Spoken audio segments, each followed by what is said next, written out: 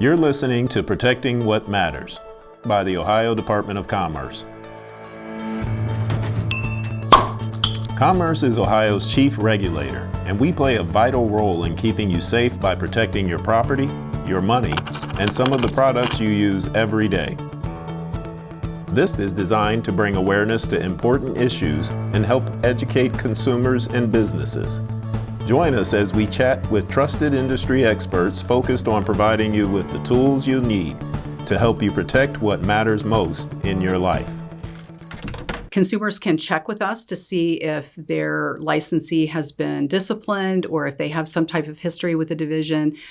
So that's important to protect the consumer. And with OFA, they have great products for these real estate licensees.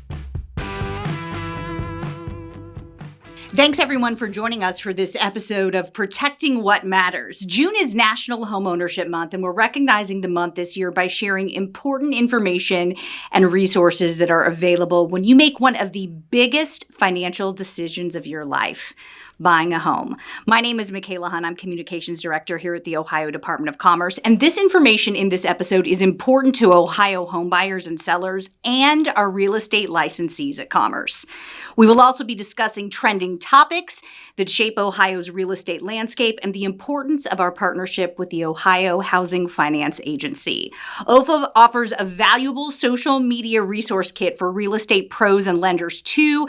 We're going to give you that information towards the end of the show. Joining us first today is our superintendent for the Division of Real Estate and Professional Licensing, Daphne Hawk. Daphne, welcome. Good to see you. Thank you very much. It's great to be here. Could you start by briefly explaining the role, for those who don't know, of the Ohio Division of Real Estate and its importance really within the state to both consumers and real estate professionals? Absolutely. So we are the regulator for the real estate industry, which means that we issue licenses for our real estate professionals. That would be salespeople as well as brokers. And we are the, as I explained to my grandkids, we're the real estate police, if you will. So most agents are great professionals, but sometimes they go astray. And when that happens, the Real Estate Commission is there to provide discipline, which usually includes education or perhaps a fine, maybe a suspension if it's something, a little bit over the top. So, that's the kind of thing that we do there at the division. But we license professionals, and most real estate professionals are great people. They know what they're doing, and OFA provides great loan products for those real estate professionals who are working with groups of people, perhaps first-time home buyers or heroes or things like that. There's just great products for that are great tools in the toolbox for the agents themselves. And ultimately, your regulation helps us make a trusted choice as home buyers and sellers. Exactly. I take it. Exactly. And if anyone wants to check to see if the person they're working with is licensed and active, they can check that at our website as well. How does this, I don't want to call it a collaboration or a partnership, but we both do different things. How does this ultimately work for the good of the consumer in your eyes?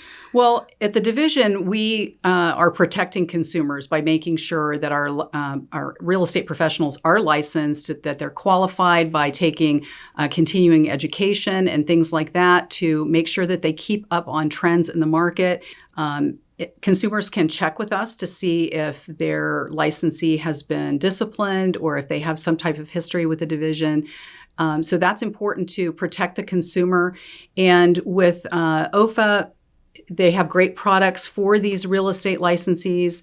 And so it's a great product. It's a great product because it's backed by OFA, the Ohio Housing Finance Agency. And we'll talk a little bit more with Sean Smith with OFA here in just a few minutes. Also, continuing education is a part of this conversation too. Yes. How does that work with our division? So with real estate licensee, they are required to have 30 hours of continuing education in every 3-year period. And that includes very important topics like real estate law, ethics, civil rights. And so the rest of those would be electives, but they're all very important topics to be reminded of as a real estate professional in working with the diverse population that we have in Ohio. Home ownership means something different to each person who owns a home, buys a home, sells a home. For us here at Commerce, what does Home Ownership Month allow us to communicate in your eyes to these consumers? So we have at the division's website, we have a homebuyer's guide that has a robust checklist of things to look for, things to think about before you get started. So it talks about being pre-qualified and pre-approved, and talks about the must-haves and the would be nice to have, because we can't all have exactly what we want, especially if you're a first-time home buyer. And I would sometimes, in my real estate career in the past, people would say, well, I want a perfect house, so I'm going to build it. And I'd say, well, I've got news for you. It's still not going to be a perfect house, even if you build it, because there are people involved and there are going to be things that could go wrong. But even in situations like that, it's important to have a real estate professional in your corner who knows about the market, who knows what the activity is, who know about products like loan products and different lenders and things like that. Home inspectors, pest inspectors. You want somebody in your corner who has all of those tools. This literally is almost like a checklist where you can just kind of tick the boxes Yep. you're going through the process. Yes, it's great. And then on top of that, we do take complaints from consumers. But I want to talk a little bit about the types of complaints we can hear and the actions we may or may not have at our disposal, because I think home buyers and sellers will want to know that information. Yes, absolutely. So if you have the easiest way to remember it is if you have a complaint and it's over money, we can't help you with that. That's something that you have to take care of in a court of law. But if you feel that your real estate professional has not been loyal to you, or if perhaps they weren't completely honest with you, that's a complaint that we have at our disposal. We can bring it on to our investigators and have them look at it, and then we can go through the disciplinary process if necessary. But the good news is that the majority of our complaints end up being unfounded. So sometimes it's just a miscommunication. It's a misunderstanding, if you will. But there are times where a complaint is valid, and in those cases, then we go through the disciplinary process with that person. If someone is a consumer and they do have a complaint that they would like to bring to our attention, we do have an email that's specific just to license complaints, and it's license.complaints@com.ohio.gov. license.complaints@com.ohio.gov. That's right. And just out of curiosity, because at some point I've been both a home buyer and a home seller, I've had great experiences with the real estate professionals, but what is a valid example of someone not being honest or maybe not being loyal? I get those words in general, but what might that look like in practice if it were to be valid? Probably the easiest way to describe it is, let's say you're my buyer and you give me information about your situation, whether it be financial or maybe you're going through a divorce or something like that, or vice versa. You may be a seller and you're my client, and I may mistakenly share that information with the other party. That is not being loyal. And, and so all licensees are required to be honest. So even though they may not necessarily disclose information, we're required to be honest with everyone, whether they are our clients or not. And so that's something that comes up from time to time. Thanks for the example. In the next segment, we're going to bring in Sean Smith, Executive Director of the Ohio Housing Finance Agency, to talk about the work they specifically do and trends in Ohio's housing market.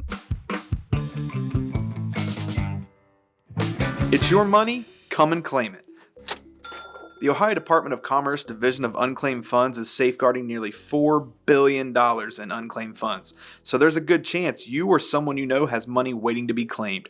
Just head over to our website, unclaimedfunds.ohio.gov, to search for your name, the name of a family member, or a loved one to see if you have an unclaimed fund.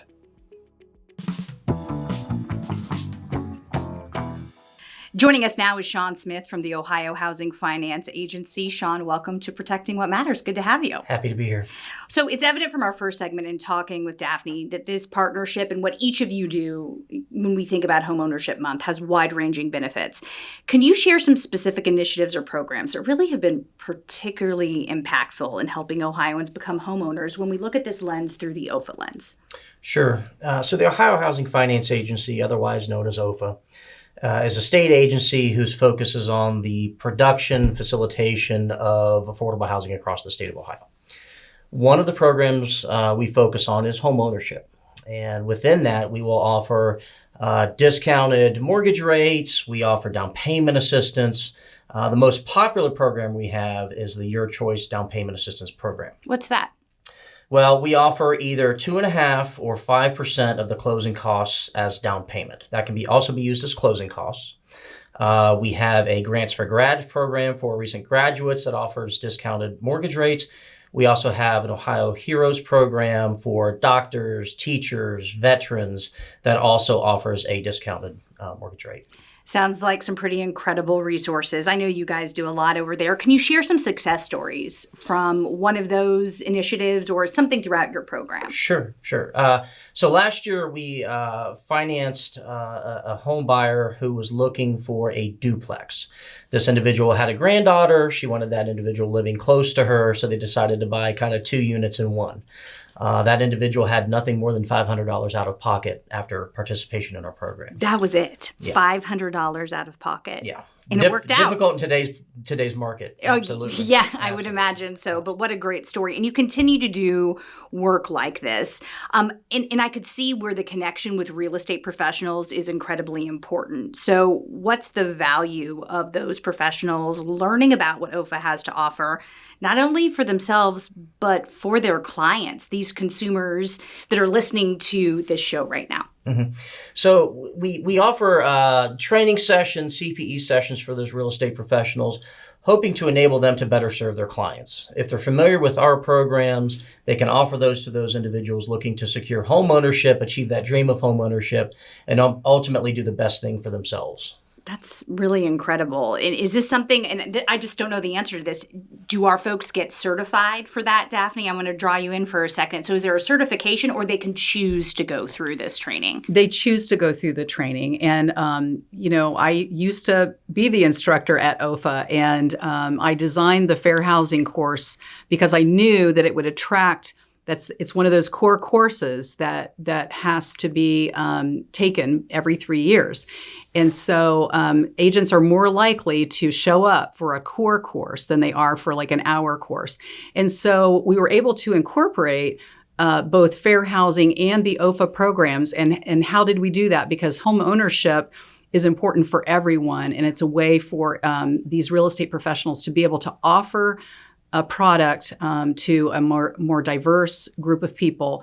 And so it's just invaluable. Allows people to live the dream, really, that everybody truly has. So, Sean, tell me a little bit more about what special work you're doing over at OHA during Homeownership Month. Sure. So, ultimately our programs are designed to help get folks into that American dream, that home ownership dream, who may not otherwise be able to do so, especially in today's environment. So we are promoting our different programs. We're educating Ohioans on how to access those programs. So we're going to be leveraging all of our different social media channels, letting folks know about our different programs, how they can access them. If individuals go to myohiohome.org, they can access a video which shows what it's like to go through that lending process with our lenders. We've got a list of certified lenders out there that we utilize across the state. There's a quiz they can take to see if they're ready for home ownership, because the last thing we want is for someone to fail in that, right? We want to set folks up for success, make sure they're prepared for home ownership. They understand everything that goes along with that as well. Great. Daphne and Sean, when we come back, we're going to talk about something that I know consumers and clients really want to know about, which is trends. What's going on right now in the market? That's when we come back on Protecting What Matters. Thanks for listening to Protecting What Matters. Cryptocurrency continues to be in the news. Stories of crypto millionaires have attracted some investors to try their hand at investing in cryptocurrencies or crypto-related investments. Our Division of Securities attorney John Criss reminds you that investing in cryptocurrency products can be risky. And so if you are getting involved into a cryptocurrency investment, you need to be aware that it's oftentimes not based on, the valuation is oftentimes not based on the cash flow being produced, but in reality is just being based on some appreciation of the price that you hope will happen and may not. So it gets back to, we want people to be aware of the risks of these investments and be aware of what they're getting themselves into before they get into it. For more information and tips on investing, visit com.ohio.gov.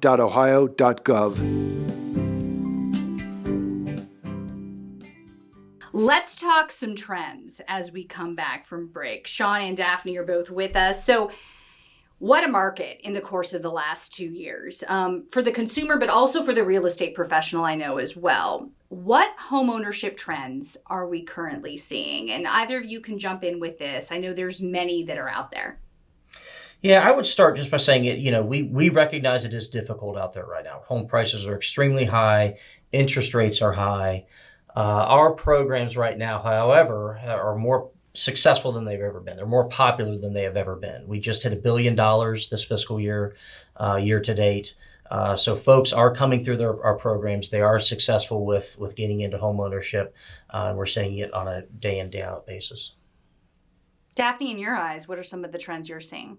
Well, it's interesting. I was thinking about perspective, Sean, when you were talking about rates being high, because, I'm going to date myself here, but my first house in 1985, the rates were, I think, around 16%, and we were thrilled that we were able to assume a VA loan, I think, at around 12. And so it's just a matter of perspective, right?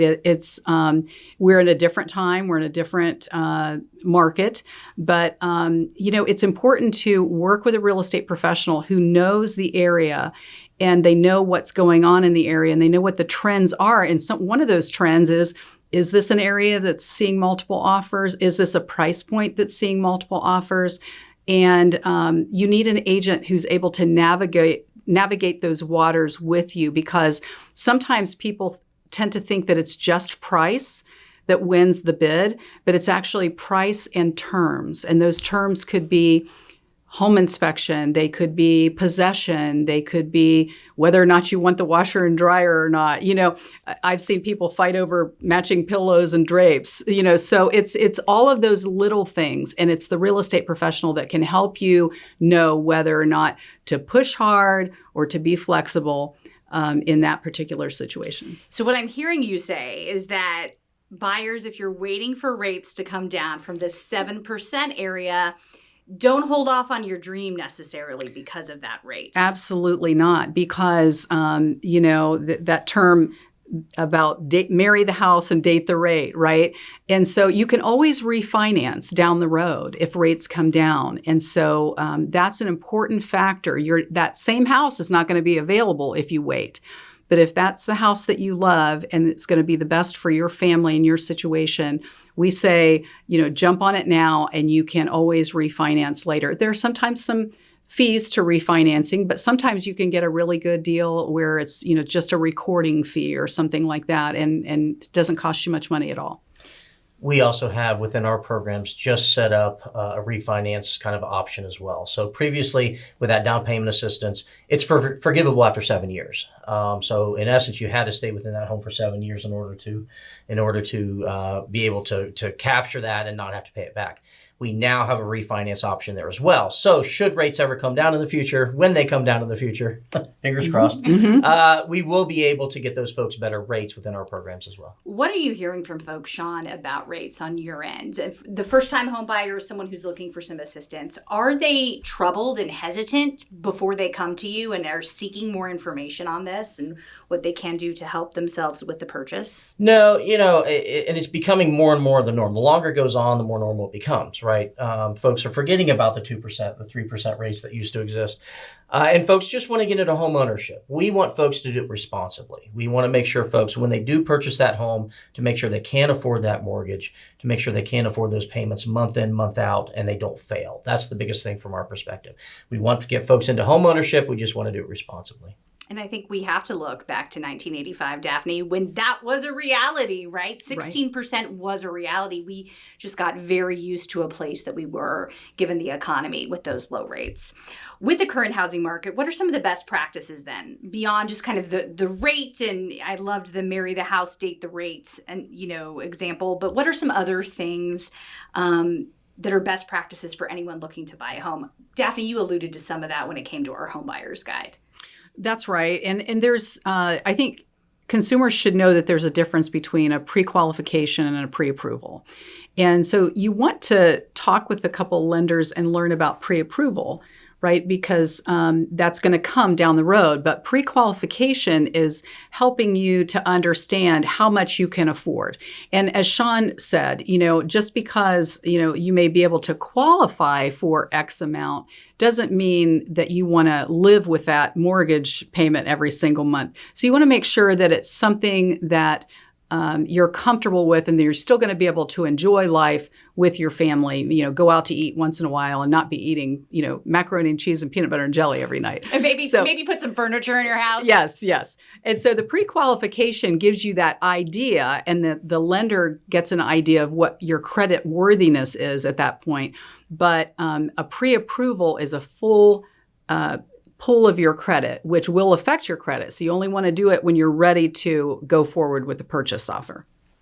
What's your thoughts on best practices right now, Sean? I would say be prepared. Do your homework with regard to the real estate professional you're utilizing. Make sure they are licensed by the Ohio Department of Commerce, that they're reputable. They're someone you're going to rely on throughout the process, so you are going to have to trust them. I would say educate yourself on the neighborhood, what amenities are there, if it applies to you now or in the future, how's the school district, what's the tax situation look like, property taxes, those types of things. And again, just understand your own financial situation, know what you're able to take on and what you aren't. Any upcoming initiatives that you want to share that will come beyond Homeownership Month, and a chance to tease those, if you will, for consumers on this episode? Yes, so we have a brand new innovative program. It was proposed by Governor DeWine through the last budget process to the legislature. It was passed in the budget bill. It's, in essence, a set of tax credits which are used to construct new single-family homes. It involves a public-private partnership anywhere in the state of Ohio, and it's $50 million each year for 4 years. We've got a program up and running now. We've got municipalities coming in, interested in it, and we hope to produce a lot of single-family homes across the state of Ohio that can get folks into homeownership who otherwise would not be able to do so. Because we know that's one part of the challenge in a growing Ohio, right? The number of homes available for purchase. We've seen it in many different markets. Right. Ohio is just booming right now.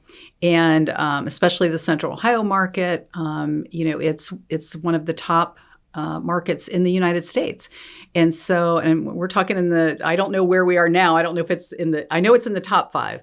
So it's very competitive. And we know and love Ohio. We all live here, and we know what a great gem it is. But people are just learning it from other areas. And so we are just having an influx of people. And so there is a lot more competition than there was in the past.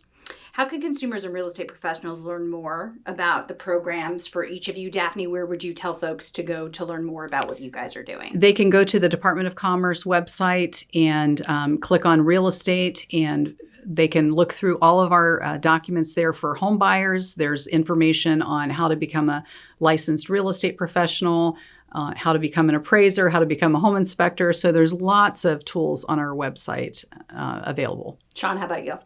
Well, for the real estate professionals out there, we have a number of different training programs that they can partake in, both in person and online. Those are found at ohiohome.org/partners. We also have a social media kit on that website that includes short videos and graphics to help those real estate professionals promote OFA programs to their clients. For Ohioans interested in learning more about OFA's programs, they can visit myohiohome.org. We have a list of approved lenders on there, eligibility requirements for each program, and we have some educational pieces on there, short videos, those kind of things as well. Thank you both so much for your time today and your leadership in these areas. Ohio is booming. This information is very important. But the dream of homeownership is alive and well with this kind of information. So thank you for being here. Thank you. A lot of fun. Thanks. Thanks to our audience for joining us here for Protecting What Matters as well. You can find this episode and others on com.ohio.gov. That's com.ohio.gov. Just look inside the Media Center. Take care, and we'll talk soon.